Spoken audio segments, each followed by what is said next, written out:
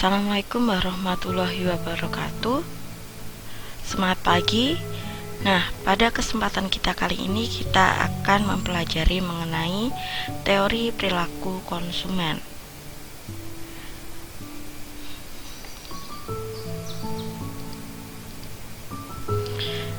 Nah, sebelum kita masuk ke materi lebih lanjut lagi, tanyakan pada diri kalian, ketika Anda membeli suatu barang, apa yang menjadi dasar pertimbangan bagi kalian? Apakah uang? Tentu bukan. Jika kalian itu tidak atau sedang tidak memiliki uang, tapi kalian memiliki kebutuhan yang mendesak, apakah kalian tetap tidak akan membeli kebutuhan tersebut? Atau kalian akan mencari jalan untuk mendapatkan atau memiliki kebutuhan tersebut? Nah, tentunya kita sebagai orang yang memiliki rasional, kita akan memikirkan jalan keluar dari permasalahan kita tadi. Kenapa? Karena sebenarnya yang menjadi dasar pertimbangan kita dalam membeli suatu barang itu bukan uang, tapi adalah nilai guna atau utilitas. Banyak orang yang jika ditanya pertanyaan seperti tadi akan menjawab adalah uang, padahal yang menjadi dasar dari kita membeli barang itu adalah nilai guna. Kenapa bisa seperti itu? Saya ulangi lagi, ketika kita memiliki suatu kebutuhan yang sangat mendesak, tapi kita sedang tidak memiliki uang, kita pun akan memikirkan cara untuk tetap membeli barang tersebut. Maka based on kita itu bukan uang, tapi nilai guna suatu barang. Maka teori dari perilaku konsumen ini kita mulai dari nilai guna, bukan jumlah uang yang kita miliki. Nah, nilai guna atau utilitas ini ada dua pendekatan, yaitu pendekatan nilai guna kardinal atau nilai guna yang bisa dihitung, dan pendekatan nilai guna ordinal yang cenderung tidak bisa dihitung, hanya bisa diperbandingkan. Lalu, apa itu nilai guna? Nilai guna atau utility atau utilitas merupakan nilai guna suatu barang yang menimbulkan kepuasan dari mengkonsumsi sebuah barang atau jasa. Dalangan satuannya adalah utils. Dan dalam nilai guna suatu barang tersebut biasanya kita akan mempelajari yang namanya MU, bukan Manchester United tentunya, tapi marginal utility. Marginal utility tersebut adalah tambahan atau nilai guna tambahan kepuasan yang diperoleh karena ada tambahan mengkonsumsi. Dan kita pun juga akan mempelajari yang namanya TU atau total utility. Total utility merupakan total kepuasan yang diperoleh dari mengkonsumsi barang dan jasa. Selanjutnya, dari marginal utility kita akan tahu hukum dari the law of diminishing marginal utility, atau semakin banyak barang dikonsumsi, tambahan kepuasannya pun semakin berkurang. Nah, alasan dari hukum ini nanti kita akan pelajari lebih lanjut lagi di slide-slide selanjutnya. Dan kita langsung saja masuk ke asumsi dasar dalam mempelajari perilaku konsumen ini.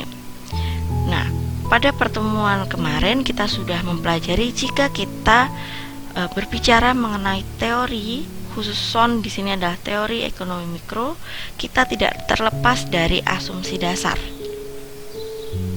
Nah, asumsi dasar yang pertama adalah konsumen itu selalu rasional. Tentunya tidak mengedepankan ego dalam kita mempelajari perilaku konsumen ini. Maka konsumen tersebut itu selalu mendahulukan yang memiliki nilai guna lebih tinggi, baru selanjutnya kita akan mempertimbangkan yang memiliki nilai guna yang lebih rendah.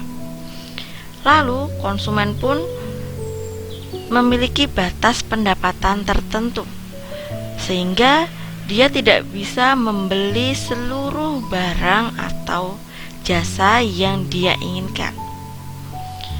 Dan yang terakhir, setiap konsumen dalam berkonsumsi bermaksud untuk mencapai utilitas maksimum.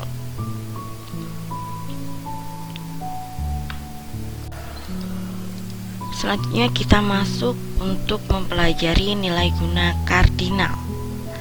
Nah, apa itu nilai guna kardinal? Seperti yang sudah kita bahas di depan tadi, nilai guna kardinal merupakan sesuatu yang dapat diukur dalam bentuk angka, seperti berat, panjang, suhu, dan tekanan udara. Nilai guna kardinal pun dapat diukur seperti itu dengan satuan utils. Utilitas kardinal adalah upaya untuk mengukur kepuasan konsumen dalam jumlah.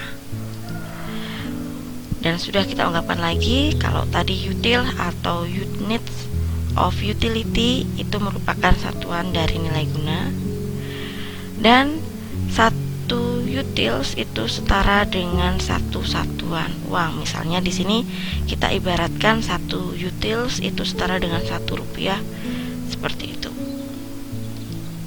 Nah, untuk lebih jelasnya lagi kita perhatikan gambaran dari nilai guna kardinal seperti berikut ini.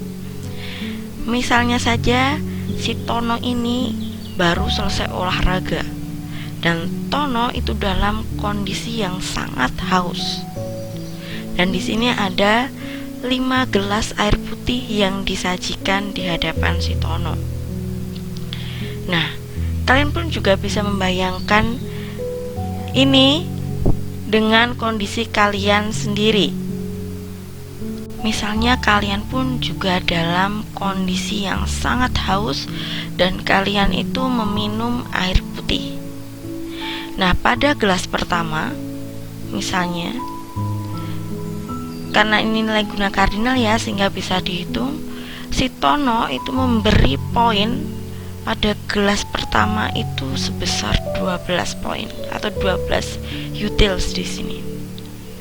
Nah, kalian pun juga bisa membayangkan ketika kalian dalam kondisi sangat haus, terus kalian tuh minum 1 gelas air putih, itu nikmatnya seperti apa?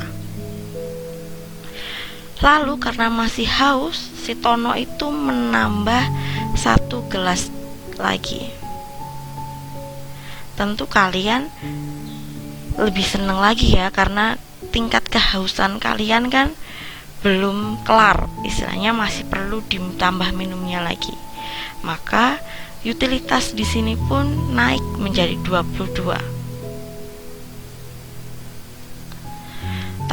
Dan kalian pun masih dalam kondisi yang haus, belum mencapai maksimal, maka kalian minum lagi gelas ketiga. Nah, kalian pun masih enak merasakan gelas ketiga tadi. Selanjutnya kalian minum lagi gelas keempat.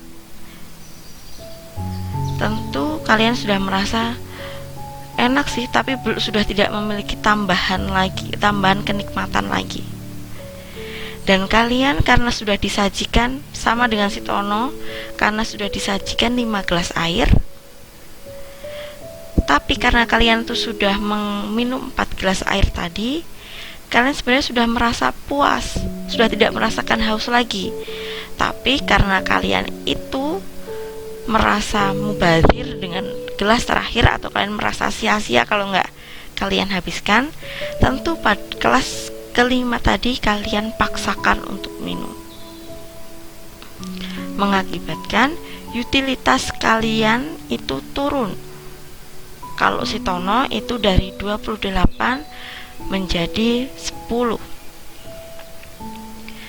Kenapa saya bilang ini tono tidak bisa saya samakan dengan kalian? Sekali lagi, di sini konteks pembahasan kita adalah mikro. Maka ini adalah tingkatnya adalah individu. Belum tentu tono yang merasakan seperti ini sama dengan yang kalian rasakan. Seperti itu.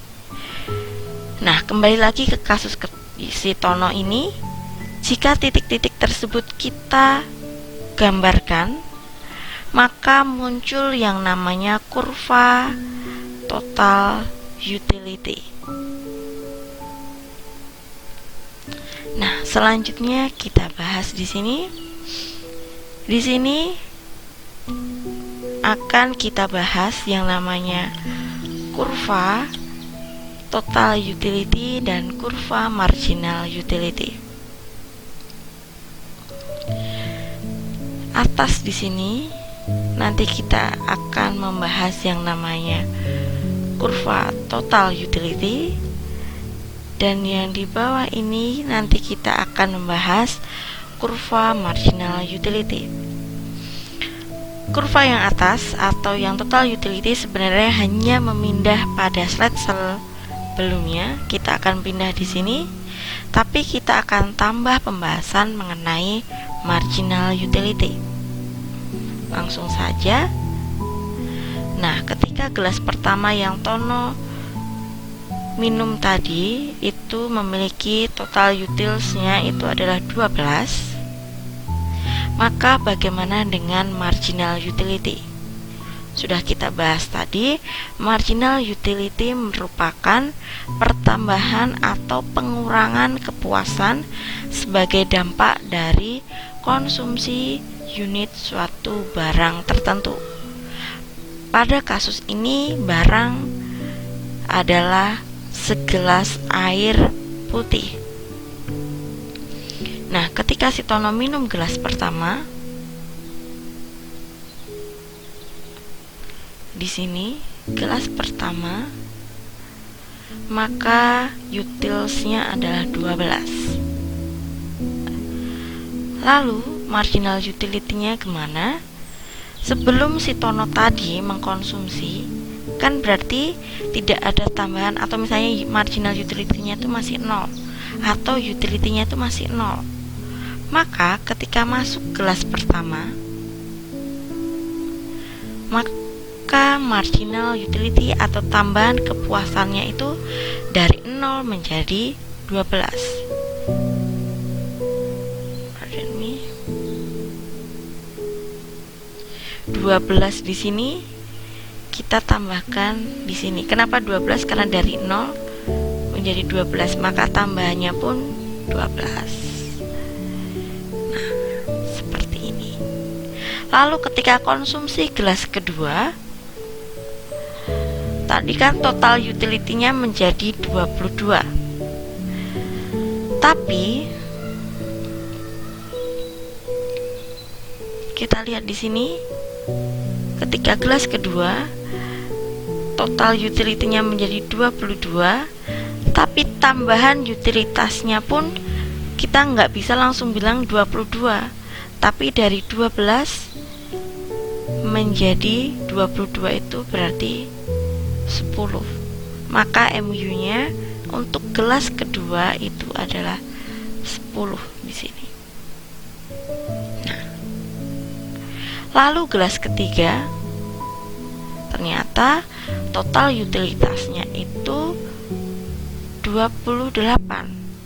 Maka marginal utilitasnya itu dari 22 ke 28, yaitu 6. Maka MU untuk gelas ketiga adalah 6. Selanjutnya untuk gelas keempat, ternyata total utilitasnya itu tetap, yaitu 28. Maka tidak ada tambahan marginal utility, atau marginal utility-nya adalah 0 untuk gelas keempat. Dan untuk gelas kelima atau gelas terakhir, ternyata total utilitasnya itu turun dari 28 menjadi 10. Maka marginal utilitasnya pun menjadi negatif, yaitu negatif 18. Jika titik-titik tersebut baik dari total utility, nanti akan muncul yang namanya kurva TU seperti ini. Dan jika pada marginal utility titik-titiknya digabungkan akan menjadi kurva marginal utility. Nah, seperti ini. Apakah untuk menentukan marginal utility itu selalu dibutuhkan menggambar kurva, Bu? Tentu tidak. Bisa menggunakan pendekatan matematis seperti ini. Q1 total utility-nya 12, Q2 atau gelas kedua itu total utilitasnya adalah 22 dan selanjutnya. Lalu bagaimana cara mencari marginal utility-nya? Kita bisa masukkan ke rumus matematis di sini. Marginal utility adalah delta TU per delta Q atau perubahan TU per perubahan Q. Kita lihat di sini. Nah, di sini awalnya tidak saya tuliskan ya, tapi di sini pasti ada gelas ke 0 dengan utilitasnya pun karena belum minum makanya 0. Maka rumus di sini kita masukkan delta TU-nya 0 ke 12 maka 12 delta TU. 0 ke 1 tentu 1. Maka MU-nya 12 per 1. Maka total utility maka marginal utility pada gelas pertama di sini adalah 12. Selanjutnya saya beri contoh yang kedua. Ketika mau masuk gelas kedua dari 12 ke 22, tentu delta TU-nya adalah 10 dari 12 ke 22 dan Q-nya dari 1 ke 2 juga 1. Maka 10 per 1 adalah 10 dan selanjutnya. Gitu ya nak ya. Jadi untuk mencari MU tidak selalu memerlukan menggambarkan kurva, tapi juga bisa melalui pendekatan matematis atau dihitung. Dari pembahasan tadi, maka kita bisa simpulkan bahwa ketika kita menambah 1 unit barang atau jasa, maka marginal utility yang kita dapatkan itu akan semakin turun. Hal tersebut sebenarnya sudah ada dalam the law of diminishing marginal utility, atau tambahan kepuasan yang akan diperoleh seseorang dari mengkonsumsi satu barang atau jasa tentunya akan menjadi semakin sedikit apabila orang tersebut terus-menerus menambah konsumsinya pada barang tersebut. Gitu ya. Jadi the law of diminishing marginal utility itu poinnya bukan total utility tapi marginal utility. Ketika kalian itu mengkonsumsi barang yang sama terus menerus, maka kalian itu memiliki tambahan utilitas yang semakin menurun. Gitu. Nah, selanjutnya adalah kita bagaimana caranya maximizing utility. Pada kenyataannya kita kan tidak hidup dengan satu barang, tapi berbagai barang. Maka bagaimana sih kalau kita tuh harus memaksimalkan utilitas kita? Nah, di sini ada syarat pemaksimuman utilitas jika konsumen berada dalam keadaan yang seperti ini. Pertama adalah seseorang itu akan memaksimumkan utilitasnya dari barang-barang yang dikonsumsinya apabila perbandingan utilitas marginal berbagai barang tersebut adalah sama dengan perbandingan harga-harga barang tersebut. Jadi kalian bisa membandingkan, kalian itu kan kalau mau membeli suatu barang itu minimal nilai guna suatu barang tersebut itu sama dengan rupiah yang kalian keluarkan. Jadi kalian tuh tidak merasa barang tersebut itu mahal.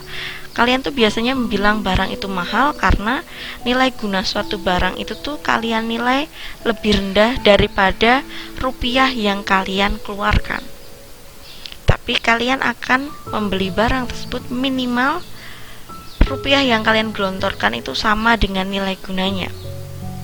Lalu kalian itu akan merasa maksimum utilitasnya jika perbandingan antara marginal utility dibandingkan dengan harga suatu barang itu sama dengan barang lain.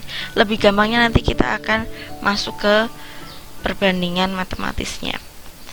Lalu seseorang tersebut akan memaksimumkan utilitas dari barang-barang yang dikonsumsinya apabila utilitas marginal untuk setiap rupiah yang dikeluarkan adalah sama untuk setiap barang yang dikonsumsi, seperti keterangan di awal tadi.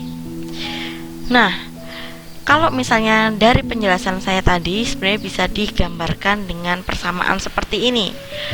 Marginal utilitas pada barang ke satu per price barang per satu sama dengan marginal utility barang kedua dibandingkan dengan harga barang kedua.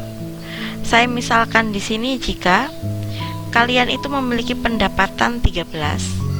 Kenapa saya berikan pendapatan di sini? Seperti dengan asumsi dasar kita di awal tadi, kita itu memiliki batasan pendapatan. Maka di sini langsung saya beri batasan pendapatan kita adalah 13. Dan harga barang pertama atau harga barang X adalah 2 dan harga barang Y adalah 1. Kita masuk di sini adalah ketika barang X ini kalian memiliki atau di pasar itu ada kuantitasnya itu adalah 9 dan total utilitasnya itu adalah pada barang pertama adalah 38, maka marginal utilitasnya pada barang pertama adalah 38. Kita sudah clear ya kenapa marginal utilitas itu seperti ini,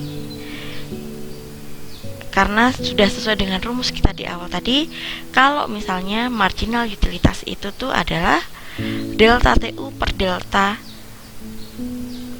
Q. Jadi ketika kita, biar lebih jelas lagi kita ulangi saja di sini. Kenapa marginal utilitas di sini pertama adalah 38? Karena di sini TU di sini adalah awalnya 0 dan Q-nya adalah 0. Ketika maka delta TU adalah 0 ke 38 maka 38 dan delta Q adalah 0 ke 1 adalah 1 maka 38. Yang kedua adalah delta TU dari 38 ke 70 adalah 32 dan 1 ke 2 adalah 1 maka marginal utilitasnya adalah 38. Seperti itu nak, dan seterusnya tentunya. Nah, marginal utility per PX-nya adalah kita melihat dari sini barang pertamanya kita bikin marginal utility per PX. PX-nya adalah 2, maka 38 per 2 adalah di sini adalah 19 dan tentunya 32 di sini per 2 juga adalah 16 dan selanjutnya. Lalu ke barang Y pun kita sama asumsinya, MU-nya juga seperti tadi cara mencarinya, dan MUY per PY-nya kita cari dari marginal utilitas dibagi dengan harga barang Y yaitu 1. Jadi 12 per 1 di sini adalah 12, 11 per 1 adalah 11 dan selanjutnya seperti ini ya. Dan syarat maximizing utility tadi adalah MU1 per P1 sama dengan MU2 per P2. maka kita cari yang memiliki MUX per PX dan MUY per PY yang nilainya sama. Nah, di sini ada beberapa ternyata. Nah, ada juga di sini sebenarnya tidak saya lingkari. Ada 12 dan 12. Ya kan? Dan di sini ada 8. Ada 6. Nah, ada 12, ada 10, ada 8 dan ada 6. Tapi ingat, kita itu memiliki batasan, yaitu batasan pendapatan sebesar 13. Nah, kita ambil di sini. Kalau misalnya kita ambil yang 12, maka kita harus membeli barang itu, barang X-nya adalah 4 dan barang Y-nya itu adalah 1. Sedangkan kita pendapatannya adalah 13 ya nak ya. Nah, kita itu memiliki X-nya adalah harga barang X adalah 2, maka 2 kali 4 adalah 8 plus barang Y adalah 1. Maka pendapatan kita habisnya baru 9. Tentu sebagai orang yang rasional, kita itu kan akan memaksimalkan utilitasnya. Tentu kalau ada pendapatan 13 ya akan kita habiskan untuk memaksimalkan utilitasnya. Lanjut lagi ke yang 6 ini. Kita harus 6 dan ininya 5. Ketika kita itu barang X-nya itu harganya 2, kita perlu membeli 6 barang, yaitu 6 kali 2 adalah 12 plus barang Y-nya itu harus 5, maka 5 17. Tentu pada yang 8 ini kita memiliki uangnya tidak cukup, maka tidak bisa juga masuk ke asumsi kita. Lalu yang terakhir yang 6 ini, kita membutuhkan barang X-nya adalah 7, maka kali 2 adalah 14 plus barang Y-nya adalah 7 juga, maka 7 21.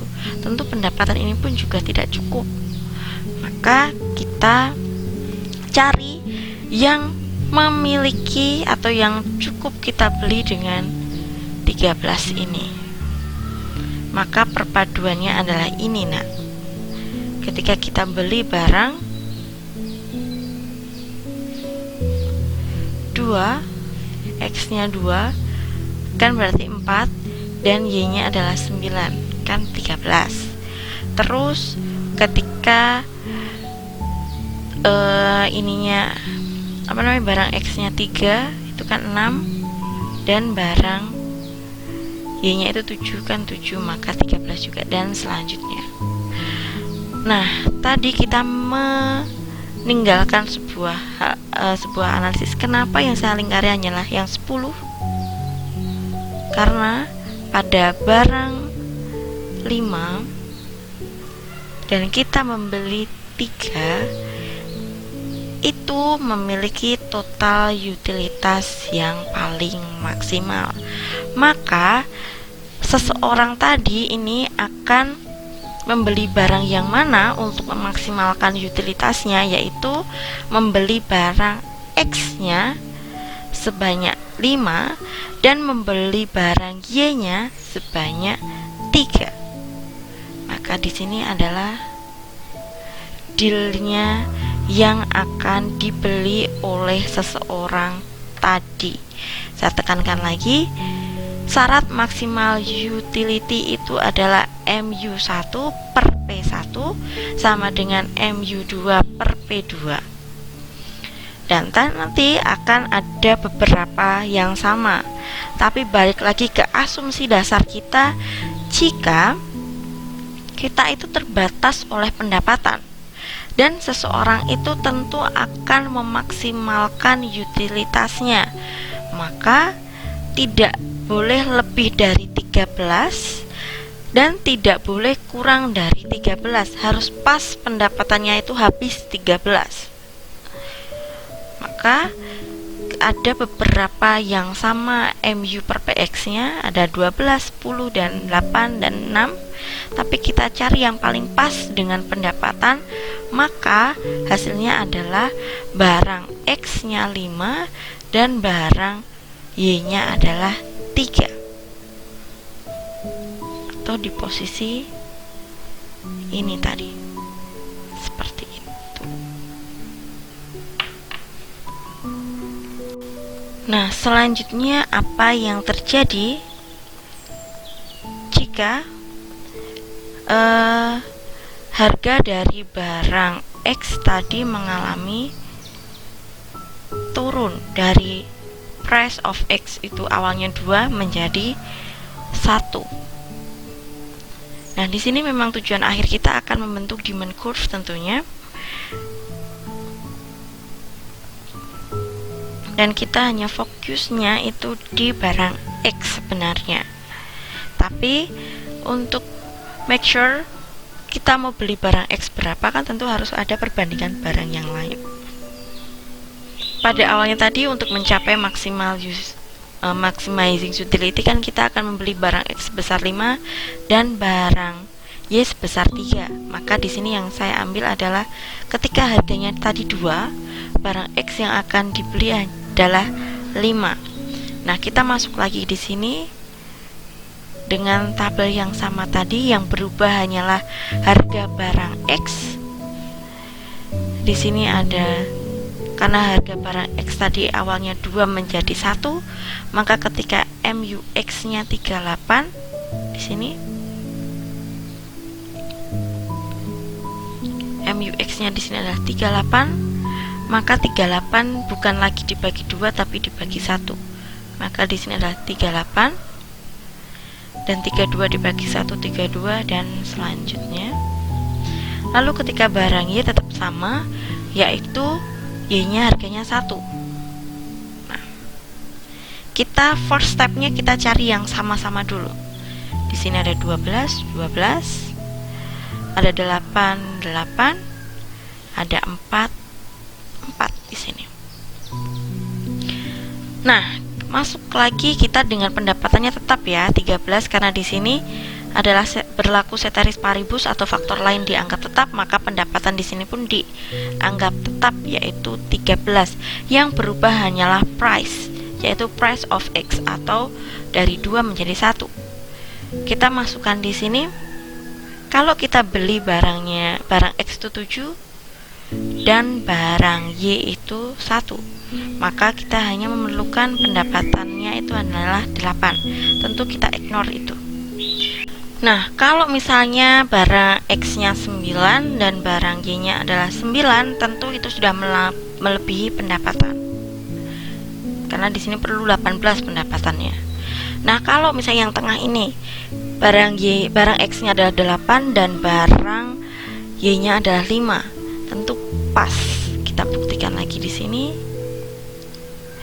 Nah, di sini adalah beberapa kemungkinan yang akan kita beli dengan pendapatan 13. Kita beli barang X-nya 4 dan barang Y-nya 9, pas 13. Barang X-nya 5, barang Y-nya 8, pas 13 juga. Dan selanjutnya. Tapi di sini yang paling besar adalah yang ini.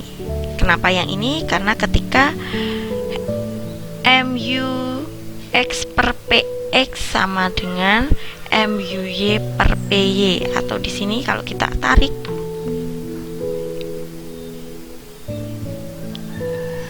nah, posisi ini adalah posisi yang sama dengan ini, or sama dengan ini. Maka yang akan dipilih oleh si konsumen pun akan membeli barang X-nya sebesar 8 dan barang Y-nya sebesar 5. Gitu ya nak ya. Jadi kalau misalnya kita masukkan ke sini, ketika price of X-nya itu adalah 1, maka yang akan dibeli oleh si konsumen itu sebesar 8 unit. Oke, kita masuk ke demand curve di sini. Nah, kita ambil tadi tabel yang ini. Ketika barang X itu ketika harga barang X itu 2, maka permintaannya adalah 5. Dan ketika harga turun menjadi 1, maka permintaannya menjadi 8. Nah, kedua titik ini jika dihubungkan, maka muncullah yang namanya demand curve. Jadi sekali lagi, seperti yang kita bahas di awal pertemuan tadi, kalau perilaku konsumen itu melahirkan teori permintaan, maka seperti ini. Awalnya kita menganalisis nilai guna kardinal khusus pertemuan ini, itu pun endingnya pun akan kita tutup dengan teori permintaan atau demand curve di sini.